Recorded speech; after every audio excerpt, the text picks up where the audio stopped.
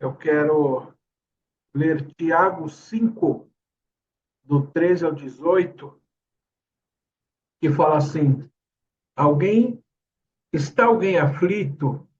Não. Está alguém entre vós aflito? Que ore. Está alguém feliz? Que cante salmos. Está alguém entre vós doente?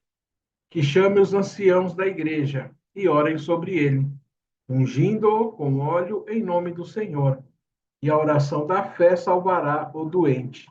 E o Senhor levantará, se ele houver cometido pecados, ser-lhe-ão perdoados.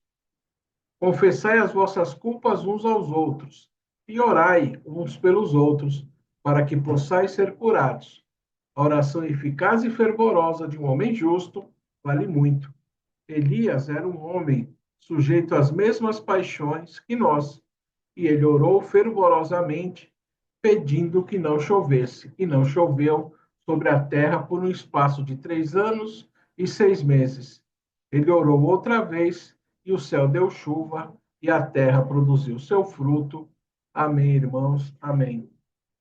Deus amado, eu te peço que neste momento, Senhor, o que saia da minha boca seja para a edificação dos irmãos, seja para a edificação de todos os que ouvirão essa palavra, Senhor. Senhor, eu me coloco à sua disposição, Pai. Senhor, eu não quero ler um texto pronto, Senhor, mas eu quero falar o que tu queres entregar à tua igreja nesta noite. É que eu te peço e te agradeço em nome de Jesus. Amém. A Bíblia, irmãos, menciona que Jesus tinha irmãos e irmãs. E ao contrário dos católicos que justificam esses irmãos e irmãs como nós nos chamamos a nós mesmos, né? Quando nos vemos, ou falam que eram primos, né? Eram irmãos no sentido de primos e irmãos, os primos que são criados juntos, e não irmãos de sangue, pois se assim fosse, né, eles não teriam como justificar a virgindade eterna de Maria. Contudo, aparentemente, não há consenso, né, para quem crê que Jesus teve irmãos e irmãs, né, e que Maria só era virgem até o nascimento de Jesus, né, não tem um consenso claro sobre o nascimento deles. Né? Tiago, no entanto, ele é frequentemente mencionado primeiro nas listas, né, como primeiro nas listas de irmãos de Jesus, o que sugere que ele pode ter sido mais velho após Jesus. Ele foi conhecido como Tiago o Justo. Ele foi um líder significativo no início do cristianismo. E veja que interessante, irmãos. Inicialmente, ele não cria em Jesus. A sua conversão se deu após o encontro com Jesus ressurreto.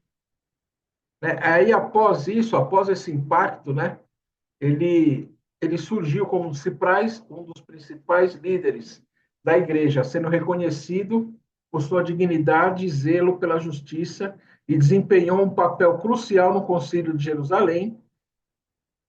Ele também foi o autor do livro de Tiago, que é de onde eu tirei esse trecho aqui no Novo Testamento.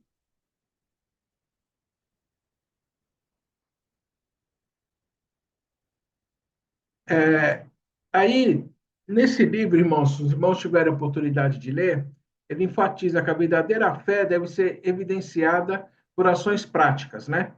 Ele foi morto mais ou menos em 62 depois de Cristo, sendo jogado de uma altura e apedrejado até a morte. E aí a gente pensa o seguinte: não é porque você fala, às vezes você fala assim, poxa, né, eu falei na última vez que eu preguei e eu vou repetir.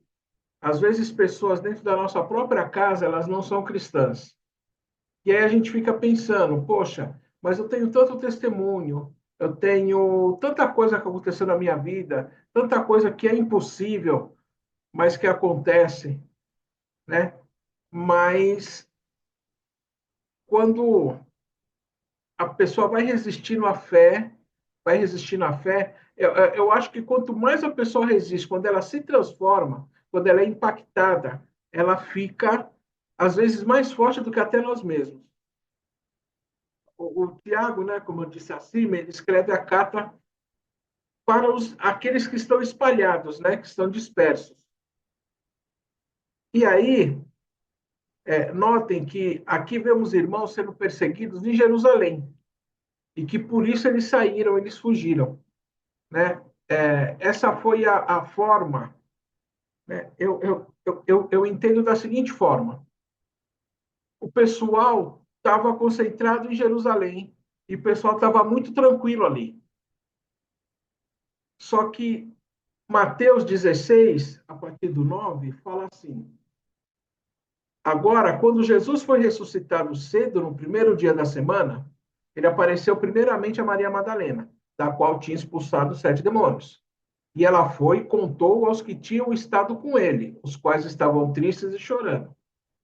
Eles, ouvindo que ele vivia e que tinha sido visto por ela, não acreditaram. Depois disso, ele apareceu de outra forma a 2 deles, que caminhavam para o campo. E indo estes, anunciaram aos outros, mas nem ainda estes creram. Depois ele apareceu aos 11, estando eles assentados à mesa, e os repreendeu por sua incredulidade e dureza de coração, por não haverem crido nos que o tinham visto já ressuscitado. E ele disse-lhes: ide por todo o mundo, pregai o evangelho a toda a criatura. Vou repetir o 15. E ele disse-lhes: ide por todo o mundo, pregai o evangelho a toda a criatura. Quem crer e for batizado será salvo, mas quem não crer será condenado. Estes sinais seguirão aos que crerem. Em meu nome expulsarão demônios, falarão novas línguas, pegarão em serpentes, e se eles beberem alguma coisa mortífera, não lhes fará dano. E eles imporão as suas mãos sobre os enfermos, e eles serão curados. Então, depois de ter falado, o Senhor com eles foi recebido no céu. Assentou-se à direita de Deus, e eles partiram e pregaram por toda parte, trabalhando o Senhor com eles, confirmando a palavra com os sinais que a acompanhavam. Amém. Poucos saíram, a maioria ainda estava por lá. Aí eles tiveram uma mãozinha para seguir o ID de Jesus, eles tiveram uma ajuda de um jovem chamado Saulo, em Atos 8, do 1 ao 7.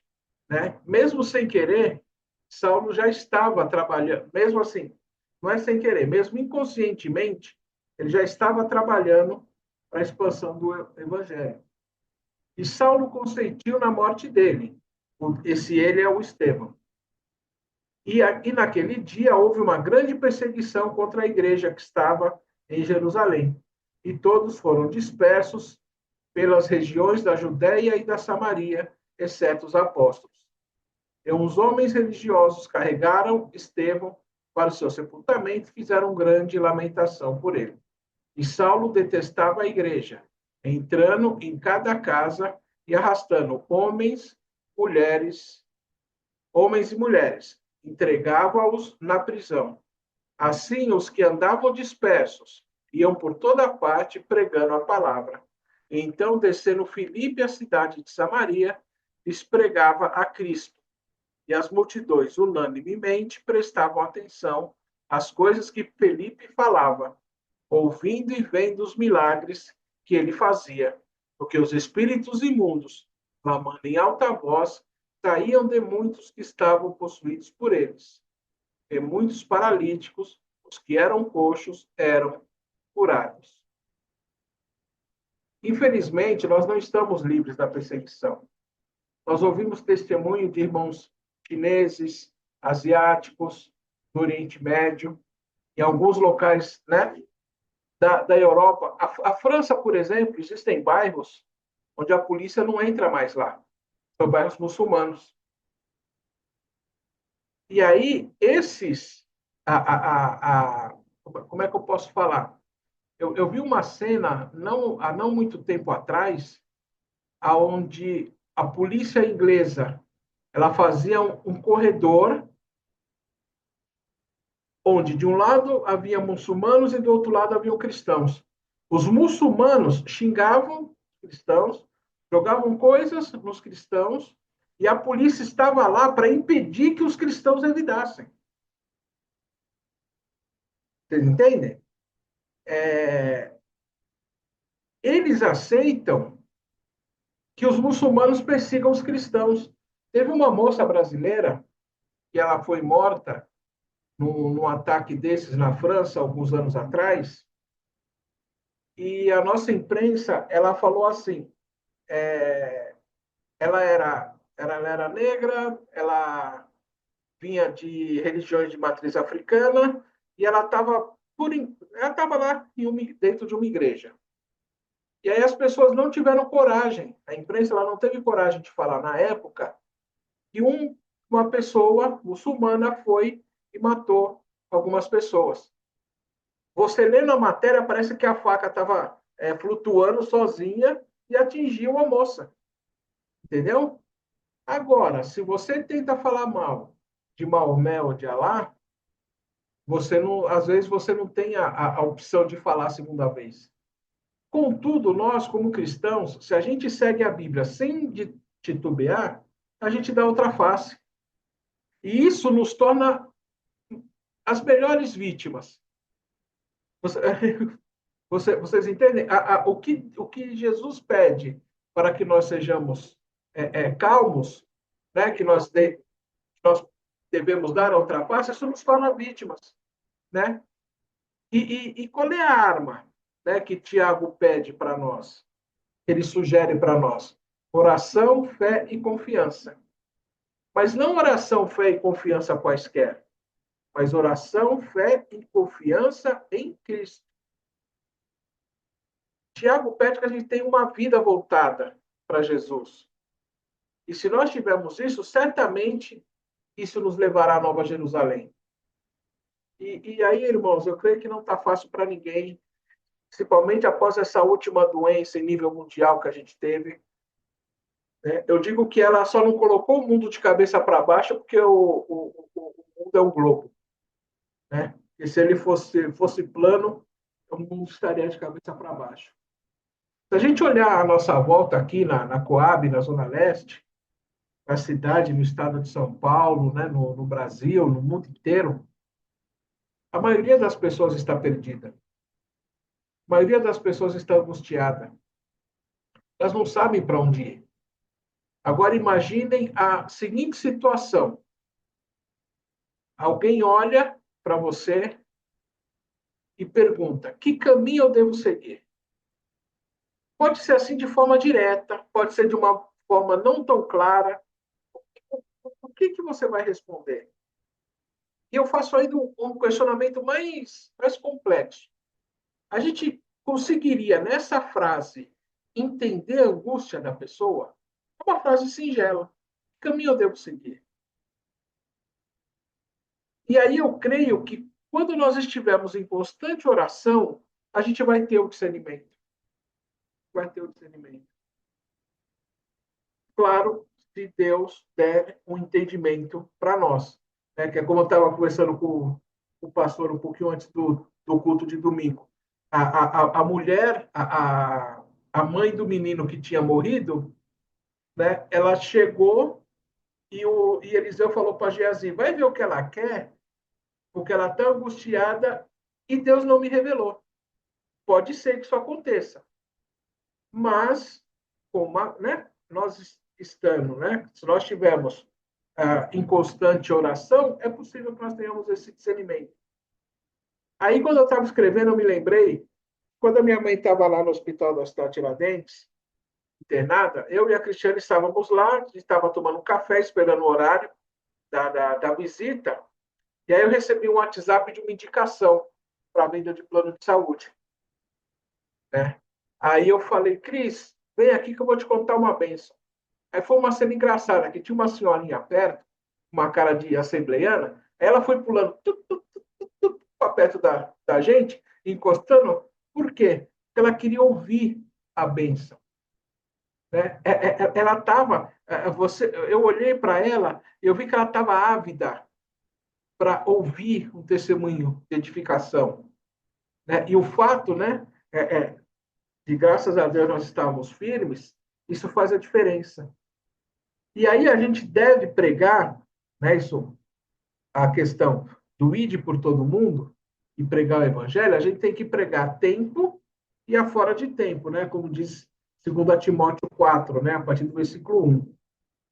Conjuro-te, pois, diante de Deus e do Senhor Jesus Cristo, que há de julgar os vivos e os mortos, na sua aparição e no seu reino, que pregues a palavra, instes a tempo e fora de tempo, reprove, repreendas, exorte, com toda longanimidade e doutrina, porque virá o tempo em que não suportarão a sã doutrina, mas conforme as suas próprias concupiscências, amontoarão para si mestres, tendo comichão nos ouvidos. Tá difícil, né? Você falar para uma pessoa sobre Jesus, e a pessoa ela olha assim para você, ela se coça, ou a quem você sabe que já estava na palavra e que hoje está desviado. Quando você vai falar, a pessoa ri na sua cara. Também devemos orar o tempo todo, pois com a facilidade que temos hoje de informações, a gente acaba disperso. Nós somos hoje uma população imperativa. Eu vou falar por mim. Na década de 80, as férias de meio de ano e as férias de final de ano, elas pareciam uma eternidade. Hoje a gente está acostumado com tudo rápido. A gente tem tela de toque, a gente não tem mais livro ou caderno. Né? A gente se acostumou a fazer chamada de vídeo e a gente se esqueceu como é eu sair daqui e visitar alguém. Sabe? E aí você vai para a casa de alguém e você não sabe se a pessoa está preparando alguma coisa para comer, está preparando algum suco, o que que vai fazer. Hoje não, você já sai no WhatsApp conversando, acertando, quando chega já está tudo pronto, a gente não tem mais aquela surpresa, né, gostosa que a gente tinha, de às vezes não saber. E aí eu não estou focando nesse período pós essa doença mundial à toa. Porque se você for notar um pouco antes dela, eu tenho certeza que se alguém pudesse trocar um encontro real por um virtual, ele trocaria com prazer. E hoje em dia está praticamente obrigatório fazer essa troca. Uma vez eu ouvi uma pregação do pastor Alfeu, e agora a gente precisa nomear, né? Para não confundir. Falava sobre tempo de oração, nosso tempo com Deus. E aí ele falava que quando o irmão ou uma irmã argumentava com ele que não tem tempo para orar, aí ele fazia algumas perguntas simples. Quanto tempo você fica na rede social? Quanto tempo você fica na frente da TV? E aí eu emendo, né, um pouco isso, né, no que ele está falando, no que ele falou. Se você está num ônibus, num trem, no metrô lotado, ou você está andando assim numa rua, numa avenida, numa estrada, né, a estrada está parada no meio do trânsito, e aí você entende que esses locais são ótimos para você dar uma zapiada na rede social. Não, deixa eu ver aqui um stories, deixa eu ver alguma coisa das redes sociais. Mas aí o purista, né, o fariseu, ele vira e fala: isso aqui não é um lugar para orar. Isso aqui não honra ao nosso Deus. Eu não vou, eu não vou destratar o meu Deus. Eu devo respeito a ele. Quem fala isso está errando. A gente não pode se prender a um local físico. Eu não estou falando que ele não é importante, entendeu? Mas você não pode se prender a uma lógica que não é só o local, não é a vestimenta, não é a palavra, não é o horário, é a fé, é a necessidade. Se você tem necessidade de estar com Deus, Você tem a necessidade de estar em qualquer lugar. E aí a gente usa isso como desculpa para a gente não orar. Será que a gente não está conseguindo orar porque a gente não tem o hábito de orar? Será que a gente não consegue orar porque ao invés de ter uma semana de oração, se um dia for proposto um mês de oração, será que a gente vai ter muita gente ou pouca gente? Já imaginaram um propósito de 31 dias? Vamos começar com o mês de fevereiro, que só tem 28. Será que a gente ia ter muita gente, pouca gente? Entendeu?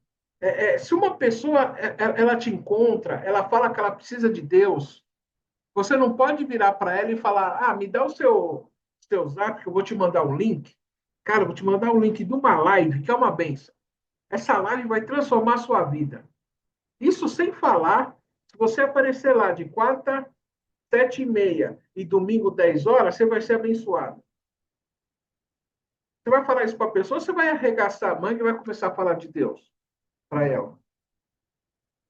Eu espero que os irmãos entendam o que eu estou falando. O templo físico é importante. Agora, o templo do Espírito Santo somos nós. Se bem que eu estou mais para a catedral, mas isso aí é uma outra história. O nosso ministério, tá, ele tem tido foco em estudo da palavra, em oração. Por que eu falo isso? Porque a cada 3 semanas a gente faz uma maratona de 8 cultos, que nem eu abri, né? Eu falei abrindo, que eu considero o domingo anterior já como o início. Então, é uma maratona de 8 cultos, sendo 4 presenciais e 4 virtuais. Nesses virtuais, a gente tenta passar a maior parte do tempo orando. E aí os irmãos observem que pessoas que não participam das lives pedem oração e recebem a bênção. Eu não sei como que era. Eu me lembro que existia quando nós estávamos no outro ministério. Eu não conseguia participar porque eram todos os dias presenciais. Eu não sei se a frequência era maior ou menor, né? Agora, quando um irmão ou uma irmã eles se encontram em problemas, a principal reação nossa é colocar no grupo da igreja para pedir oração. E os irmãos oram. E aí nós vemos maravilhas. A gente está longe da perfeição, mas eu creio que a gente está no caminho certo. E para encerrar, e já pedir para os irmãos abrirem os microfones para a gente ter um período de oração, eu quero encerrar lendo novamente os versículos 17 e 18 do que eu abri lá em Tiago. Elias era homem sujeito às mesmas paixões que nós, e ele orou fervorosamente, pedindo que não chovesse, e não choveu sobre a terra por um espaço de 3 anos e 6 meses. E ele orou outra vez, e o céu deu chuva, e a terra produziu seu fruto. A sua oração tem poder. A sua oração tem poder. Deus ouve as suas orações.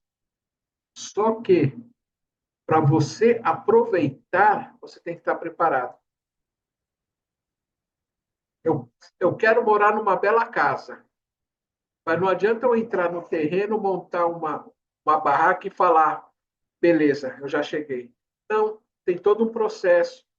Você fazer lá o buraco, fazer a pilastra, levantar o primeiro andar, fazer os quartos, colocar tudo que está sendo colocado, e aí você vai morar. Creia, irmão, a sua oração vai te levar mais perto de Deus. Amém? Quem puder abrir os microfones, eu agradeço. Deus abençoe.